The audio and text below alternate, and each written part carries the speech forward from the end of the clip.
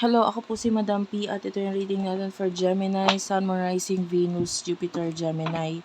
Take only what resonates. For those of you na gustong magpa-personal reading, Madam P, yan yung aming Facebook page. Pwede ka dyan mag-inquire ng personal reading. May admin ako na mag-a-assist sa inyo. And nakakonect yung Facebook page namin sa WhatsApp. So, kung gusto mong mag-inquire, pwede naman sa Facebook page or sa WhatsApp. Okay, so let's start. What do we have here? Wait lang guys. So this is for Gemini, Sun, Moon, Rising, Venus, Jupiter, Gemini.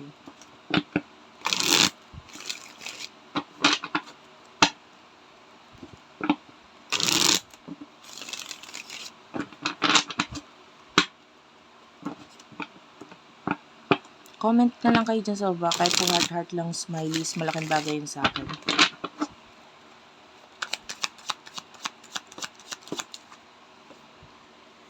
Okay, so you do have here the Page of Cups, the Five of Pentacles. So nakikita natin pwedeng nagkakaroon ka ng mga financial problem ngayon with the King of Pentacles. Pwedeng pagdating sa iyong career, meron ka mga bagay na naiisipan dito.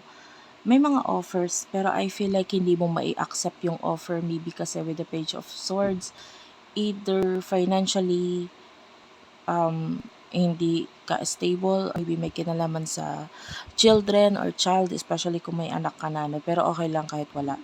I feel like medyo ito yung nagiging problem sa'yo ngayon. And anything to do with a child, might be with the Page of Cups and Five of Pentacles, lalo na yung pag may anak sa inyo, but okay lang naman kahit wala. Pwedeng ito yung nagiging dahilan kung bakit financially nagkakaroon ka ng problema or pagkaubos. Na of course, hindi man biro magkaroon ng anak, ano, yung iba sa inyo kailangan talagang kumayod para dito. And nakikita natin medyo nakaka-affect yung things to do with a child dito sa financial crisis na pwedeng pinagdadaanan mo ngayon. Okay, pagdating sa person, nakakonect mo pagdating sa love, sino to?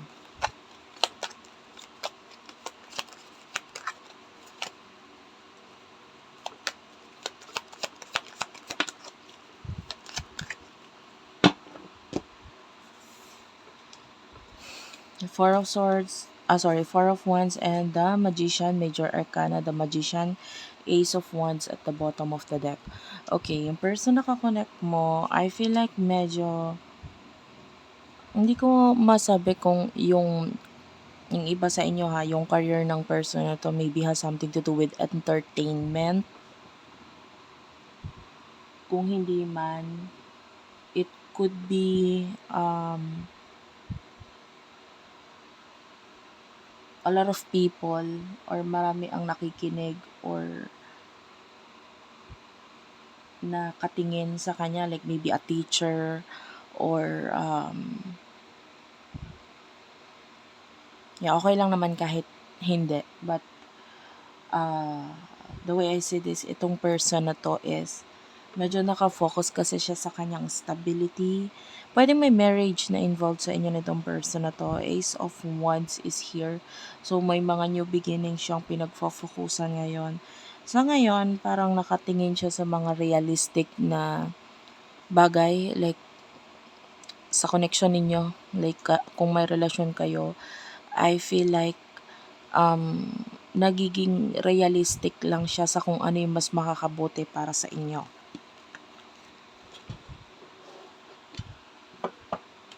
So, ano yung emotions ninyo sa isa't isa ng person na to? For Gemini, please.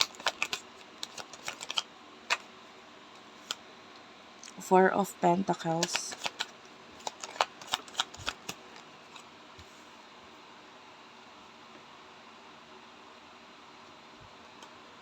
Four of Pentacles, Four of Cups, the Judgment, at saka the Ace of Wands, Aries, Leo, Sagittarius.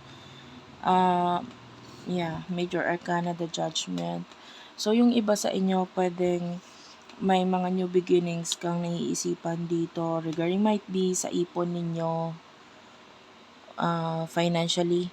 So, may mga naiisip kang kung ano magandang gawin dito, anong dapat gawin dito, and the Judgment. I feel like marami ka ng experiences sa buhay na naging dahilan para maging madali na lang para sa'yo mag-isip.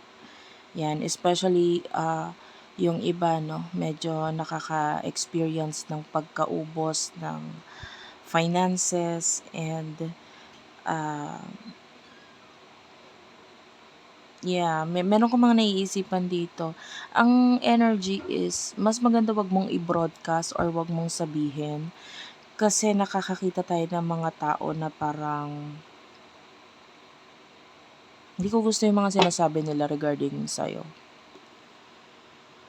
So, akala mo kaibigan mo or akala mo natutuwa sila sa'yo but deep inside parang nandun yung inggit tsaka parang pinag-uusapan ka. So, hindi maganda na i-broadcast mo sa iba kung ano yung mga plano mo. Emotions, please, spirit guides, angel guides ng person na ito for you.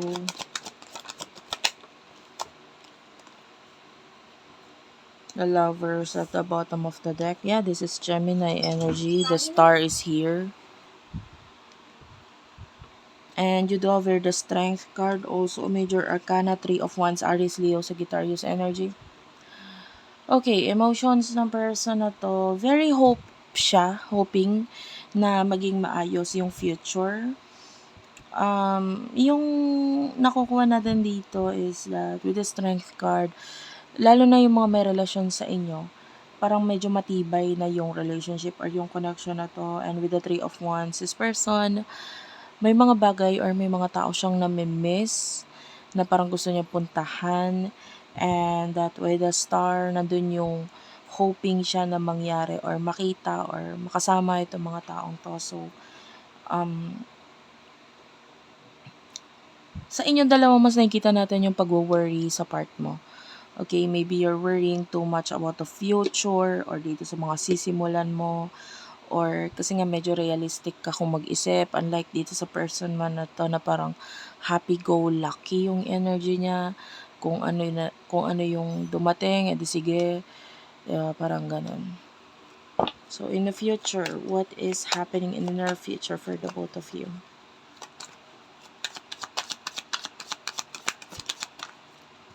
In the near future, you do have the Temperance. This is Sagittarius energy.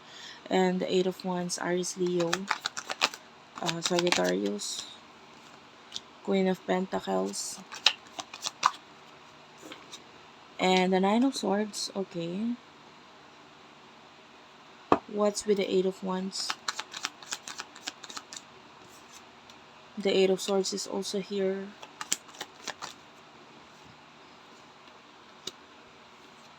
Queen of Cups and the 10 of Swords. Something is going to end here. 10 of Cups at saka 10 of Swords. Nakakita tayo ng mga decision dito. 2 of Swords na pwedeng, actually, with the 10 of Wands, pwedeng medyo mag-ingat sa paggawa ng desisyon. Huwag magpadalos-dalos. Nakakita tayo dito ng pwedeng ending na mangyari sa inyo na maging dahilan para ma-stuck kayo sa isang sitwasyon na medyo mahirap para sa inyo. The 8 of Wands, maybe it involve family and kumbaga parang hindi ka makaalis or hindi mo magawa yung mga bagay na gusto mo because of pagkaka-stuck dito sa energy na to. The Temperance, kailangan habaan mo yung pasensya mo, huwag ka magpadalos-dalos, lalo sa paggawa ng desisyon. And the Queen of Cups, ilabas mo or ang dapat tanungin mo muna sa ngayon kung ano ba talaga yung bagay na gusto mo. Kasi masyado ka nagiging realistic na hindi mo tinitignan kung ano ba talaga yung gusto mo, ano yung makakabuti para sa'yo, ano yung mas maganda para sa'yo, ano yung mas mag-workout para sa'yo. Okay?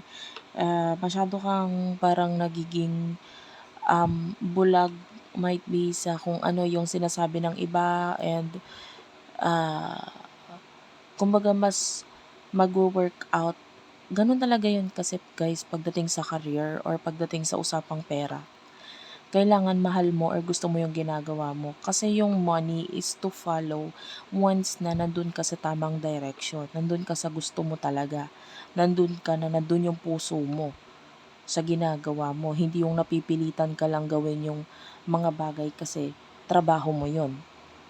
Okay? So, you have to follow what's in your heart. Okay? And honestly, pagdating sa side ng person mo, nakakita rin tayo ng major problems dito because of this particular ending. So, pwedeng pareho kayo na magkaroon ng ending. And etong ending na to maging dahilan para magkaroon ng mga problems na in the near future para sa inyo. And sabi ko nga, bago ka gumawa kasi ng isang desisyon, pag-isipan mo muna 100%. Dahil maaring yung desisyon na yun pa yung maging dahilan na akala mo mas makakabuti ito para sa inyo, pero mas makakapagpapalala papala ito ng sitwasyon. Okay, so thank you for watching guys. I love you all. Please do like and subscribe. Maraming salamat po. Ingat po kayo and I will end the video here. I love you all and bye-bye.